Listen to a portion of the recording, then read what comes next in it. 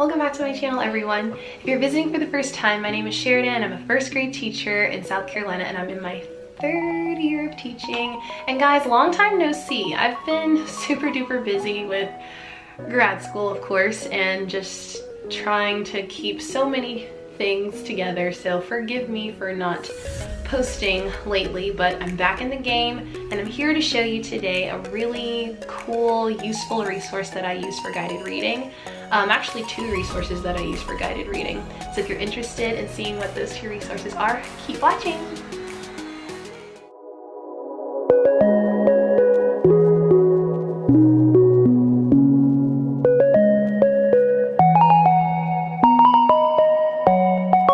Alright everyone, so let's get into it. So the resource that I wanted to show you guys is something that I've been using this year. I haven't used it this past year or the year before for guided reading. I'm not as comfortable as I would like to be teaching guided reading. I learn something new every year, but this resource has really been helping me out.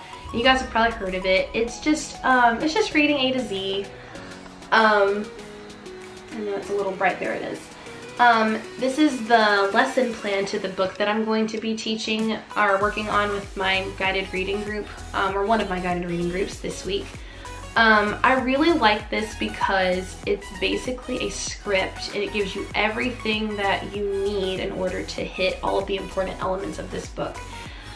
This week we are going to be working on making inferences and drawing conclusions. That's just something that it's a little bit trickier because I'm not going to say it's abstract, but it does require you to use more critical thinking, whereas retelling a text or figuring out the main idea of a book, that's a little more easy to do. So I was just going to show you guys real quick how nice it is to have a script and be able to use it to teach the skills you want to teach. The first page of the lesson plan gives you some background about the book, and it teaches you about the lesson. It tells you about the lesson you're going to be teaching, the objectives that the lesson hits, materials that Reading A to Z provides for this book. So whenever you click on a book, you can go on the side of the book's page, and it tells you like what kinds of resources that it includes. So it's really nice too. Vocabulary words, and then it gets into what to do before reading, during reading, and after reading.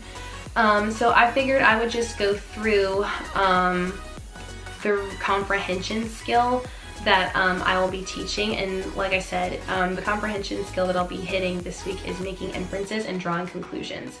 So my kids are going to need their book, and I'm going to need my lesson plan. And by the way, whenever I teach, whenever I do a guided reading book, whenever I'm getting the books ready, I always make an extra copy, print an extra copy for myself, just so I can show them what I want them to do and teach, and really show them how to think about the skill that we're focusing on.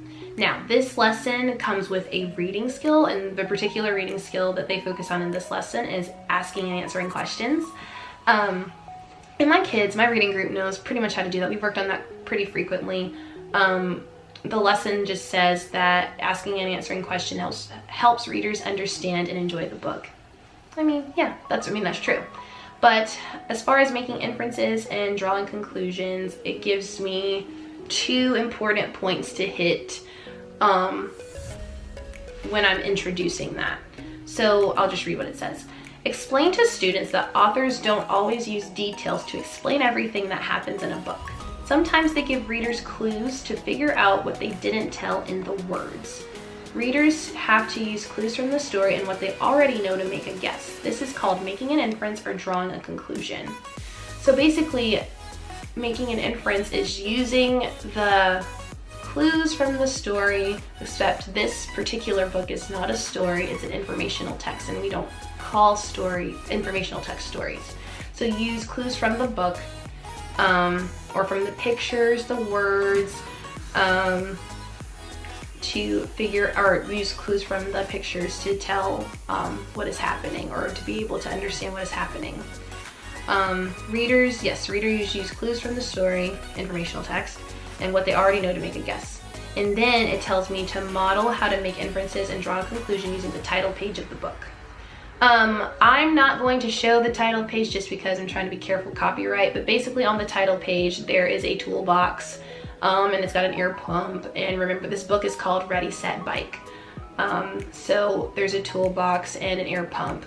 And so the script says, when I look at the picture on the title page, I see a toolbox, a rag, an air pump, and a bike seat. I know that the things I see in the picture can be used to work on bikes. For example, the air pump is used to put air in the bike tires. On the basis of the clues from the picture and what I know, I can infer or conclude that the dad and the son are going to have to put air in the bike tires before they go on a ride. I wonder if they might have to do other work on their bikes as well. I will have to keep reading and making inferences to find out.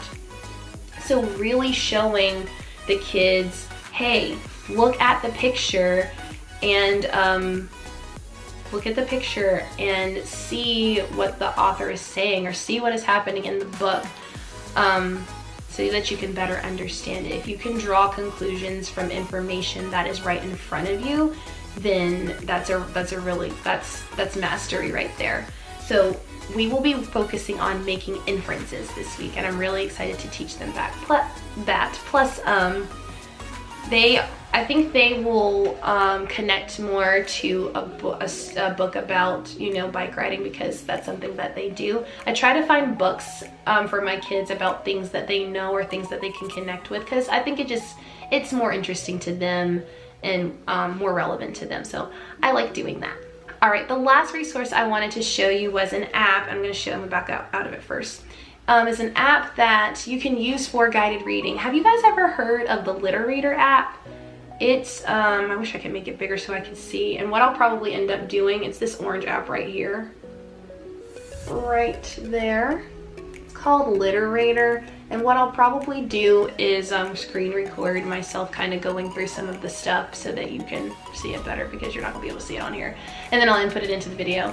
But you can use this app for guided reading. It's really cool. I use it, what you can do is you can input your whole class into that app, and whenever you're working in small groups or you're reading one-on-one, I use it more for one-on-one. Whenever you're reading one-on-one with them, you can mark the different skills that they're working on, and you can test, or you can not test, but really check for mastery. Based on their reading level, so their Fountas and Pinnell reading level, it gives you specific skills that they need to be practicing at that level. So for instance, one of my students is working on, let me go to my class real quick. So one of my students is working on, they're reading on a level D. And one thing that they need to work on is, making inferences with evidence, story, and pictures. That's not something that we have focused on yet. So whenever I go to read with this student next week in our reading group, I can actually, when I'm teaching them the skill, I can focus on whenever I'm doing one-on-ones with this student. You can click, by the way, you can click on the skill and it drops down with specific things like subheadings. And one of the things it says is be able to find a picture that supports your idea. If they can do that, I can click on it. And I can rate that student to see if they've mastered it, if they're still practicing it, or if they're not there yet. So they need to be able to find a picture that supports their idea, watch how I find information in the story or pictures to support my idea about this story, and then why did you say that? Show me evidence on this page. So all of that, all of those things falls under being able to make an inference. And then I can rate them if they're, like I said, if they are, I could click on the side, you're gonna see me be able to click on the side, rate. And if I want to choose green, that means they've mastered it. Orange means we're still working on it, and red means we're not there yet. But there are a ton of different reading skills on here that you can check for when you're using this app for your kids. It's really nice. And then you can also write specific notes for yourself to make sure you do the next time that you read with them, or things that you want to make sure that they try for next time. It's very nice because it's just a really cool way to be able to individualize reading instruction. Like I said, I use it more for reading one-on-one with my kids. But you can create your own class, you can create reading groups in this app. It's really, really cool. I'm really glad that our teen teacher showed it to us. I like this app. So just another helpful resource you can use in your guided reading groups if you use them. All right, everyone, well, we have come to the end of this video. I hope you found it to be helpful. I hope that I wasn't just talking a bunch of gibberish. But I was really excited to share those things with you guys. I hope that you would be interested in trying them, and if you do, leave a comment down below and let me know if you use Reading A to Z and how you like it, and if you've tried the Litter Reader app with your class or your guided reading groups, let me know what you think about it. Reading is a huge skill in first grade. There's so much growth that I've seen in the past 3 months with my kids, and reading is that's the foundational skill in first grade. So I try to do whatever I can to make it interesting for them, I'm always trying to find strategies to help them out.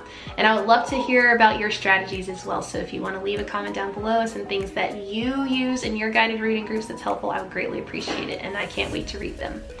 But I hope you like this video. Don't forget to like this video, subscribe to my channel, comment down below, and I will see you in my next video. Bye!